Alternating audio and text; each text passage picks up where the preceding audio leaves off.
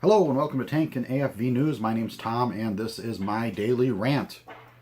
Well, today's not really much of a rant. I didn't find anything too egregious online to make fun of or pick on today, so instead I'm going to talk about authors and books. Because that is one of the things I really like is obviously I have all these books. I like to find out things about the authors who wrote them, when, and whatnot. So today I want to talk about one of the most important figures in terms of armored history warfare as far as writing, and that is Colonel Robert Icks. And in particular, I'm going to be looking at the book The Fighting Tanks, 1916 to 1933. Now, Icks was one of three men that wrote this book, actually. It's by there's two other guys, Jones and Rary, who I don't know much about other than what's in the introduction of the book here, and whose names I don't see pop up again anytime else. Icks is really the guy that would go on to write quite a bit. He is no longer with us. He lived from 1900 to 1985, and I know that not because there's much biographical information on the web, but in Honeycutt's Firepower, the book is dedicated to him, and there's a little. Here, we'll get to the picture here if I can manipulate the pages here. There we go. There he is, and 1900 and 1985. And Icks was a big enough figure in the field that in Honeycutt's first book, which is his Persian title, he asked Icks to write the preface or foreword. I'm not sure which one. I think foreword. Anyhow, so that gives you a little bit of an idea of the prestige Icks had amongst authors.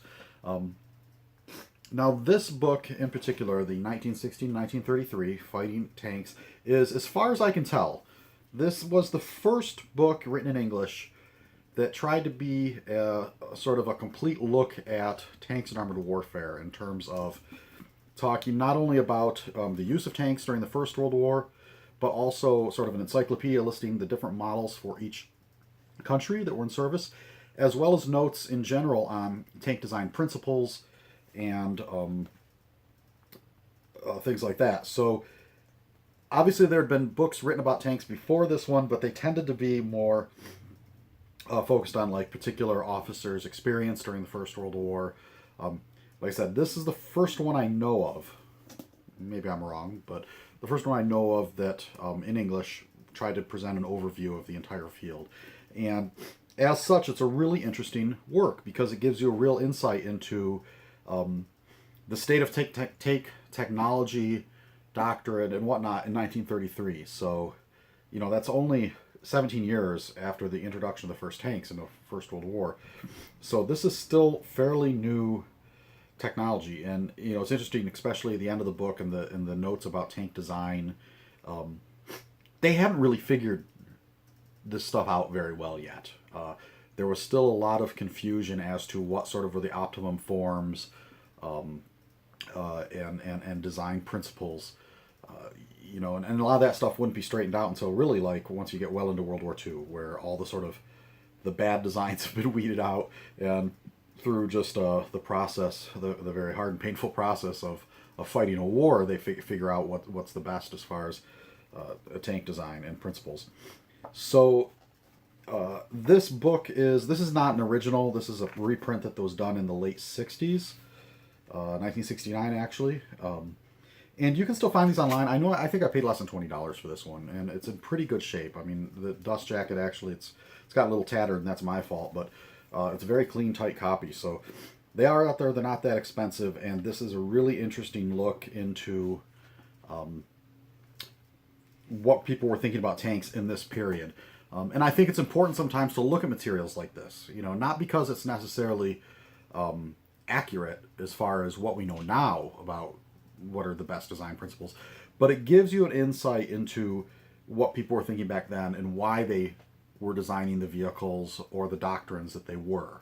Sort of what were the thought processes behind that. So sometimes when something might not make sense to us now looking back, but when you sort of do the work of going back and trying to get within the mindset of the people back then, you can figure it out. So in that instance, this book's very interesting. It's one of my favorite books in my collection, to be honest.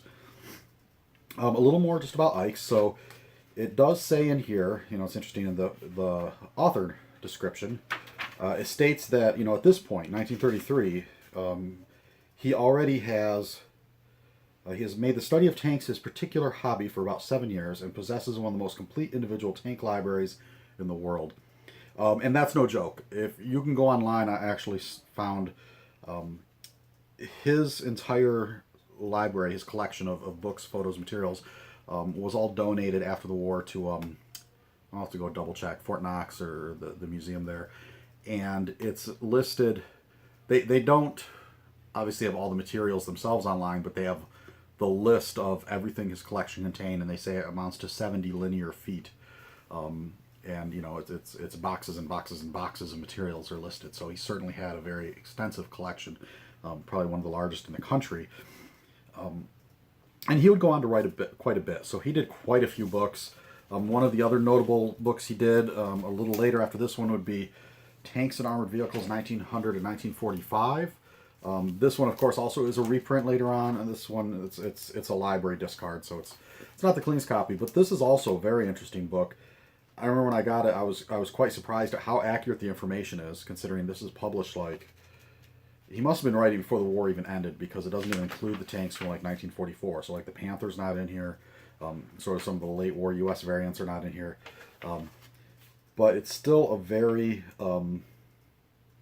interesting piece into what was known in that period, and so it's sort of like a follow-up to this one, although this one, like I said, is a little, it's much more image-oriented with less text. He wrote quite a bit of other books and articles. You know, some of his articles showed up in the Armor magazine. I don't have too many of his other books, just because, you know, I can only collect so much. And, you know, some of the older stuff, it's fun to look at, but, you know, it's not as useful as a resource, just because some of it's a little outdated and there might be errors that have since been corrected.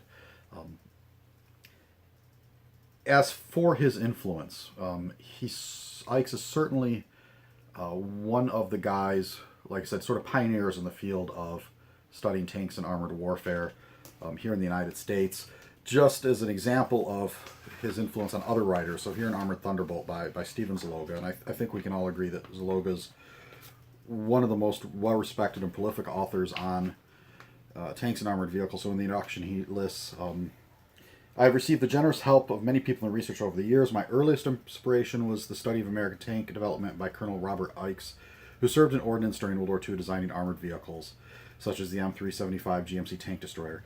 Icks was responsible for the first serious writing about tank development in the United States, starting with his book, The Fighting Tanks, in 1933. He continued to write about tank development until his death in 1985. Bob generously helped younger writers like me, and his enthusiasm for tank history was infectious. So there you have it. If you are interested in the history of tanks and in who's written what, Bob Icks is one of the figures that we probably all owe a great debt to in terms of the research and writing he did, and helped sort of kick off the whole field here in the United States of researching and writing about this stuff. So moving forward, I'm going to try to do quite a few of these little daily videos, probably not literally every day, because there'll be some days I'm busy. But I want to try to do a lot of these. And if you have any ideas for topics or a question or something you'd like to see me address that has to do with tanks, armored warfare, whatever, send it to me, and I'll more than likely probably give it a shot in one of these videos. So I want to thank you all for watching, and we'll catch you on the next one.